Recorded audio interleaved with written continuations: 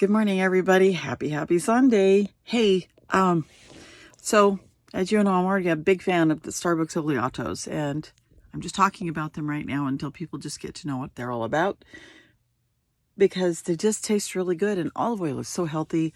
If it doesn't if it doesn't send you to the bathroom like it does some people, then you're fine to drink it. It does not have that effect on me. I think it's the amount that you use. You don't use much, it turns out, just enough to create a really good balanced flavor.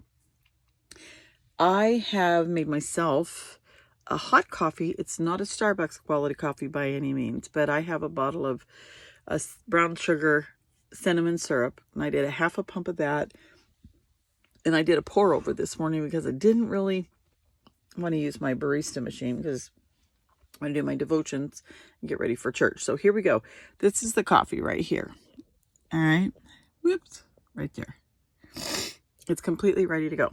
And this is what I do before I do anything in the morning because I got to have a cup of coffee just to start my day. This will kickstart everything. By the way, honeybees are awesome. So what I did was I went to Starbucks and I bought, I'm not sick, it's just my morning sniffles. I bought Partana, and that's the olive oil. It's not a big can. It's 3.38 ounces. It's beautiful. It's a very light colored extra virgin olive oil. I poured a very small drizzle of it into my coffee. I would say if I was to measure it, it would be under a teaspoon. I did that. And then, you know, your little blenders, they have little whippy tops on them that are handheld with battery operated. I took that and blended it. I blended it with coffee only first. Then I added the syrup, hit a little blending on it again. And then I use oat milk. So I took my barista box of oat milk and I poured and I blended while I was pouring just to get it to the color it needed to be. That's a little, just tad slightly darker than what you have at Starbucks. I also did, I make it extra strong. So I did a scoop of regular dark roast coffee for a breakfast type blend. Of course, it's Starbucks brand, and then I have a white coffee in there because I really like white coffee. It has a nice note to it. It's kind of nutty. And it's a fresh, bright nuttiness.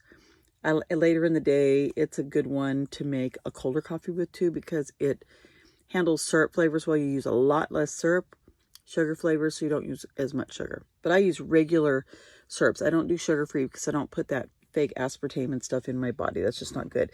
But this is awesome. Look at that. So I want to talk about honeybees real quick. It's been a long time since I've talked about them. As you know, when I was living in another city, when I was married, I had several beehives. And of course, having to go tiny and be on a property in an urban area that was not allowed. And not all marriages end well. So those beehives, the two that I had left after the bear raids and whatnot, because we moved them up to the back of the house, have remained at the house. My last report from somebody who had been there was that one hive, they weren't sure made it, but the other one was thriving. I kind of expected that. I don't know, it's been almost a year since then, so I'm hoping they're doing well. One did swarm into one of the big maple trees right there in the yard, and that's their natural habitat, so have no worries about that one. And they love when those maples first bloom. That's why I had such good syrup and such good honey. So I have been, God opens doors all the time, and friends are great.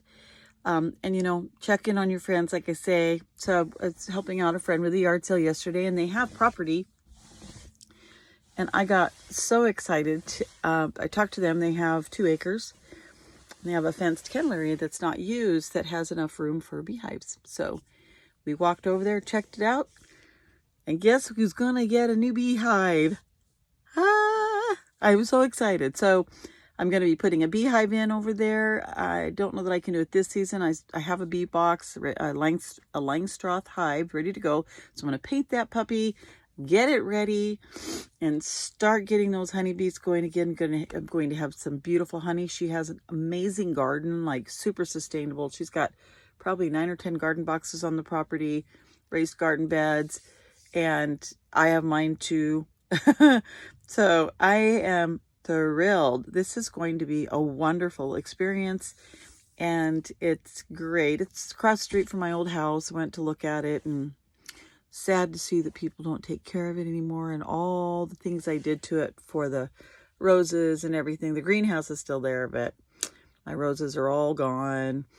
So are all my flowers, and my lilacs aren't trimmed back like they used to be. It's all kind of just rough and wild, and the driveway is all grass and grown through everything. It's, and I learned a lesson. You look at something you had in the past, and you could sit there, and at first I was kind of upset, and then I just got a little sad, and then I realized God was kind of like saying, what are you looking back for? Aren't I moving you forward? So I thought that was kind of a nice little quick whisper in my ear that he gave me, because I think we can dwell in the past a lot and get ourselves really depressed if we're not careful. Life moving forward looks beautiful. It may not be at what everybody else thinks beautiful is, but to me, it's awesome, and I'm excited. I'm blessed. I am wealthy with friends. I am wealthy with family, wealthy with love, and I'm wealthy in the support and love of my Savior. I am so blessed, and I am so safe, and I'm held. I love the fact that I am held. Have a beautiful Sunday. I pray everyone is blessed today. Love your friends. Pray for each other. Show kindness. Judge less. Pray more. And we'll have a wonderful, wonderful week. I love you.